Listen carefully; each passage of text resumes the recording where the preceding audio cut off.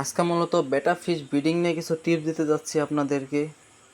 তো এখানে দেখতে পারছেন একটা মেল এবং একটা ফিমেল বেটা, যেগুলাকে ব্রিডিংয়ের জন্য সিলেক্ট করে এখানে রাখা হয়েছে। তো কিছু সময় এগুলো এক্লিমেন্ট হবে যাতে ওয়াটারের সাথে পুরোপুরি একদম অ্যাডজাস্ট হয়ে যায়। আর এখানে দেখতে পারছেন এক পেয়ার বেডটা অলরেডি ব্রিডিংয়ে দেওয়া হয়েছে, তারা খুব সুন্দর বাবল নেস্ট করে ফেলছে। তো এটা রইলো। তো এটা এখন কি করব, এটার মেলটাকে ছেড়ে দেব ফার্স্টে। আর আপনারা অনেকেই যে ভুলটা করেন সেটা হচ্ছে সাথে সাথে ফিমেলটা রিলিজ করে দেন মেলের সাথে। তো এই ভুলটা কখনোই করা যাবে না। তো এখন দেখুন ফিমেলটাকে কি করব।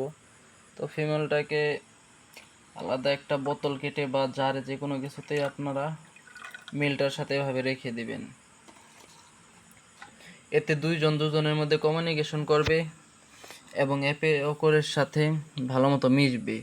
আর অনেকে 1 ঘন্টা পরে এটাকে রিলিজ করে দেয়, বাট আমি আপনাদেরকে উপদেশ দিব অন্তত 12 ঘন্টা রাখবেন এবং বাবল নেস্ট করার জন্য কোনো কিছু একটা দিয়ে দিবেন যাতে সে সুন্দর মতো বাবল নেস্ট করতে পারে।